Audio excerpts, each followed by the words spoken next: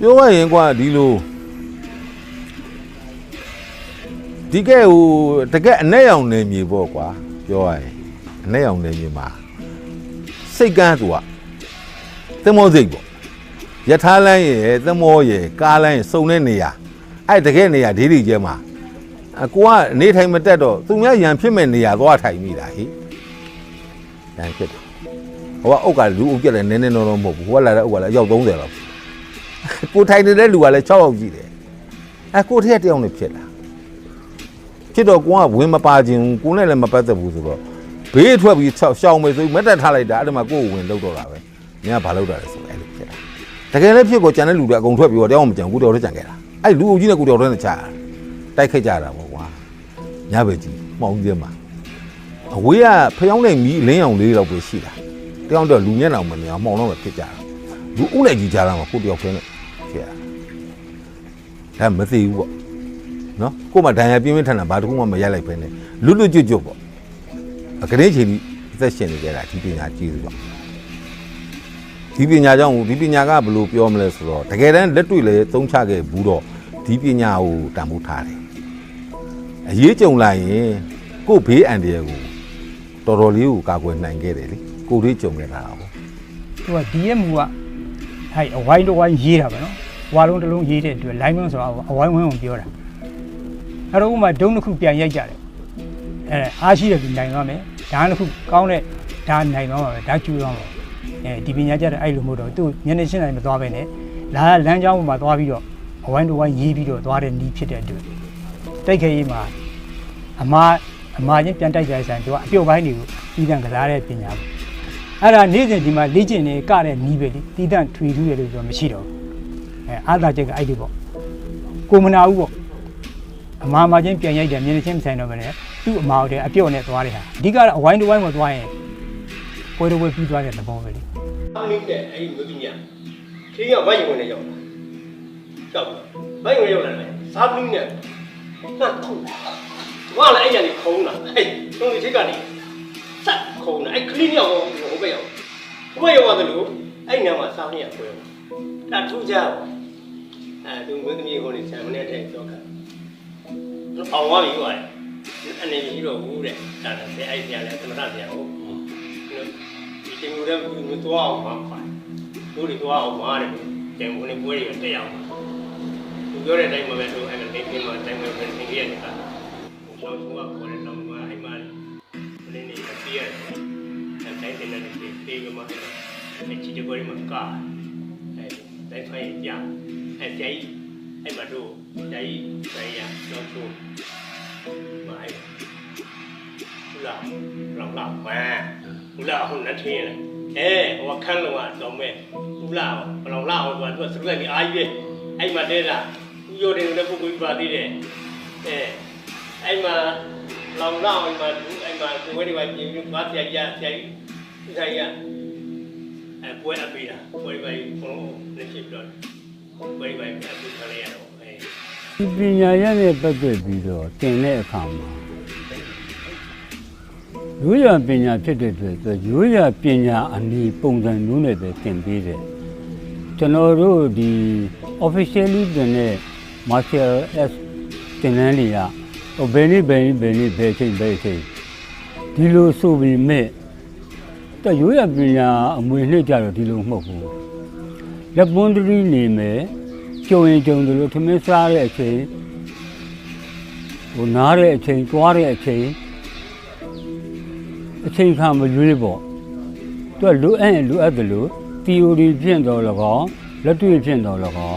အဲ့လိုသင်ကြားပြီးတော့စနစ်ရှိတယ်ဟိုရှမ်းများဈေးဝယ်တယ်လို့ပေါ့ဒါတစ်ခုဘယ်လောက်လဲနှစ်ချက်ဆိုနှစ်ချက်အရင်ရှင်းတယ်နောက်တစ်ခုကိုဆက်ပြီးတယ်ဘယ်လောက်လဲအဲ့လိုပေါ့ရှမ်းကြီးခြေတယ်လို့ပဲဒီမှာကတော့ရန်ကုန်မှာဈေးဝယ်တယ်လို့မဟုတ်ဘူးရန်ကုန်မှာဈေးဝယ်တာကတော့ဟာလားအတင်းနှစ်သုံးလေးပစ္စည်း5-6မျိုး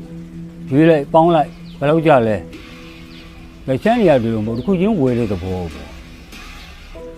အဲ့တော့တောင်ပေါ်ဒေသရဲ့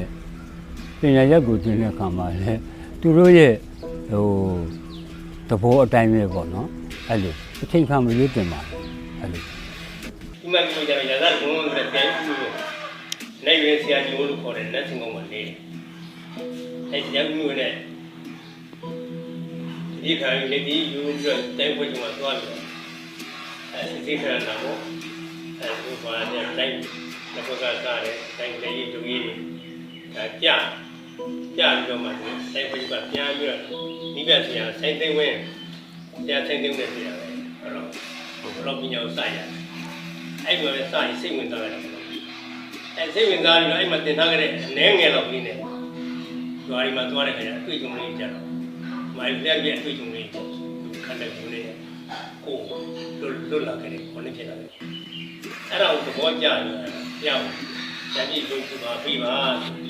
ပြောင်းခေါ်တော့အဲ့ဒီရောက်တိုင်းတော့မှာအဲ့တိတ်မှာဘာလို့မလို့ညာနဲ့သားမယ်အိမ်နဲ့ကစားမယ်အဲ့တိုင်းတင်တော့တိုင်းတင်ပြီးတော့တိုင်းကျင်ခွဲတွေရှောက်အဲ့အမျိုးနဲ့ဘွဲတွေဒီတော်ဘွဲတွေတိုင်းဆွမ်းရည်ကျင်ခွဲတွေတက်ဆရာနဲ့ဆရာမသားတွေတက်တော့ဆရာချင်းကြီးခေါ်81 1981 82 83တိုက်စံကွင်းတော့အောင်ဆန်းကွင်းတို့မှာငေါနန်တိုင်းဖွဲ့ချုပ်မှာတိုင်းတင်တန်းတဲနေအဲ့မှာနီးပြဆရာလုပ်တယ်။new year ဒီတင်တန်းဆင်းပွဲမှာတိုင်းဖွဲ့၄-၅ဖွဲ့လာပြီးတော့ဖြော်ပြီးတဲ့ခါမှာလိုင်းမောအဖွဲ့သွားတွေ့တယ်လက်နဲ့ထူကြမှုပေါ့နော်လက်နဲ့တည်းထူကြမှုနောက်အိုးစီကူမောင်းနေပေါ့တီးလုံးထူကြမှုအဲ့ဒါနဲ့စိတ်ဝင်စားပြီးတို့ရှိအဲ့83လောက်မှစပြီးပြောဖြစ်တာပေါ့ဒီပညာရက်ကိုတော့လွန်ခဲ့တဲ့48နှစ်လောက်ပေါ့အသက်အားဖြင့်အသက်20ကျော်30နီးပါးလောက်မှာဒါလမ်းပေါ်မှာပဲစတင်တွေ့ရှိခဲ့တယ်ဒီပညာကိုစိတ်ဝင်စားရှိခဲ့တာကပြည်မမှာရှိတဲ့ပညာရက်တွေနဲ့မျိုးကွဲတာဖြစ်ခြင်းကြောင့်ဒါတွားပြီးတော့စိတ်ဝင်စားမှုရှိတယ်အဲဒါကြောင့်မို့လေးလာဆုံစမ်းပြီးတော့အနိကတင်ယူတဲ့အခါမှာလည်းလူမျိုးစုတစ်စုရဲ့အဆင့်မြင့်လူရပညာဆိုတာကိုတွားပြီးသိရတယ်ဆရာဦးကျော်မြတ်ကအကိုတော်တယ်သူ့ပါဝင်ညီကို9ယောက်ပေါ့အလုံးကဒီကင်းမီလန်ခြံထဲမှာစပြီးဆိုင်စားတာအဲ့ဒီမဲ့စားခင်မှာငယ်ငယ်လေးတွေကငါတို့ရဲ့အဖေကတော်သားကွာတိုင်းပြည်ကအရန်တက်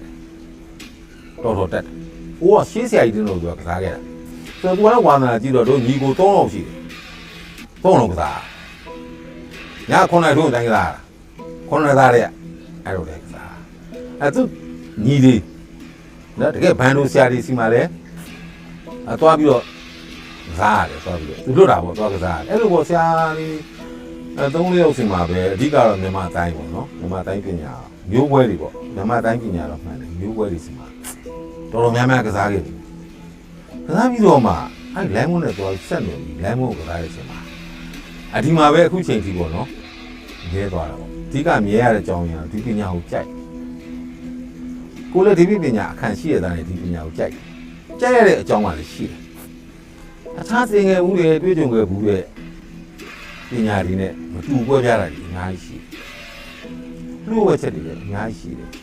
တကယ်လည်းပညာကအစစ်မှန်တကယ်လည်းကောင်းတယ်ကိုနိုင်ကလည်းဒီပညာကိုကစားပြီးတဲ့နောက်ပိုင်းမှာပေါ့ကစားနေတဲ့မှာပဲအဲ့လိုပြဿနာတွေနဲ့တိုက်ခိုက်တွေနဲ့တိုက်ခိုက်ရေးတွေကြုံရတယ်ကိုသိနေတော့တဲ့ဇေကွင်းတွေပဲထုတ်ရောက်ပါဟိုအများကြီးကြားတော့မှကိုရောက်ပါတယ်အဲ့မသိဘူးလို့လာခဲ့တာနော်ဒီပညာပေါ့ဒီပညာကြီးလို့ရှိတယ်ဒါကြောင့်မို့ဒီကနေ့ဒီပညာနဲ့ပတ်သက်ပြီးတော့ဆရာသမားတွေမရှိတော့ပြီလို့ကိုတက်နိုင်တဲ့ဘက်ကနေပြီးတော့ဒီပညာကိုပံ့ပိုးတာပေါ့နော်။တော့ကတော့ကျွန်တော်တို့ဟောင်းလမ်းမှာရှိပါတယ်ဒီနေ့တဲ့ကာရီကလပ်ဆိုတာ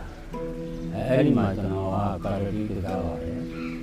အဲ့လိုတိုင်းရဲ့ဒီပညာကိုလမ်းမှာတွေ့ကြတော့ဒီလိုနည်းနာကိုသွားပြီးတဲ့အခါမှာကျွန်တော်ကစိတ်ဝင်စားတော့ပြီးတော့လေ့လာတဲ့အခါမှာခုနကပြောလို့ပေါ့လူမျိုးကြီးရဲ့ဒါအင်းင်းနဲ့လူရပညာဆိုတာတွေ့ရတာဒီပညာကိုဓမ္မရိုးရာပညာတစ်ခုနေတယ်ဗျာကျွန်တော်တို့ကကိုလေးလည်းကြုံခဲ့ဘူးတော့ပညာကိုလူငယ်လေးတွေနောင်လာမျိုးဆက်ကလေးတွေပေါ့နော် တက်စီတယ်မဟုတ်တယ်မတမားတဲ့လူတွေလည်းထုတ်ဒီနေရာရောက်သွားမှလည်းစိုးတယ်ပေါ့ဗျာအဓိကတော့ကိုဒီမြမလူကဒီတိုင်းပညာပေါ့ဗျာသူကတော့နှစ်မျိုးပေါ့နော်နှစ်မျိုးတွက်ဆက်ပြော့နေမှာလဲပေါ့အကလိုင်းကတော့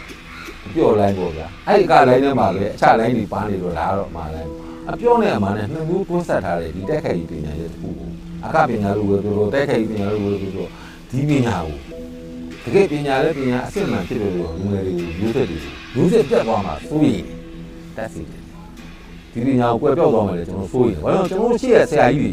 ဆုံးမသွားပြီခုဆိုကျွန်တော်3ယောက်ပေါ့ဒါဒီဆရာကြီးကစားတယ်ပြီးတော့ဆရာကြီးဆိုင်နေတော့ပြီးတော့သူညီမျိုးရောအဲ့ဒါတော့မရှိတော့ဘူးမရှိတော့ဆိုလက်ရှိဒီပညာကိုဆက်ပြီးဖြန့်ဖို့ပါဦးသေးသွားတဲ့ဆရာကြီးရဲ့ဆရာကြီးရဲ့သားအဆိုင်ဆိုတာရှိတယ်ဆိုင်သိန်းဝင်းဆိုတာဟိုဆိုင်သိန်းဝင်းရဲ့သားပေါ့အခုဒီဆိုင်ရဲကျော်ဆိုတာအေးဆရာကြီးကြီးပေါ့နော်ဆရာကြီးလည်းမရှိတော့ဘူးသူ့ဝေးဆိုင်လည်းမရှိတော့သူ့ဝေးဆိုင်ကတော့ကျွန်တော်တို့ကစားပေါ်ပြီပေါ့ဗျာဟောတယ်နော်အဲ့တော့ဒီပညာကိုဆက်ပြီးတော့ဖြန့်မဲ့လူကရဲကျော်တယောက်ပဲရှိကျွန်တော်တို့အားပေးနေတာမင်းတို့လိုလာရှိရင်ငါတို့ပြောငါတို့နိုင်တဲ့ဘက်က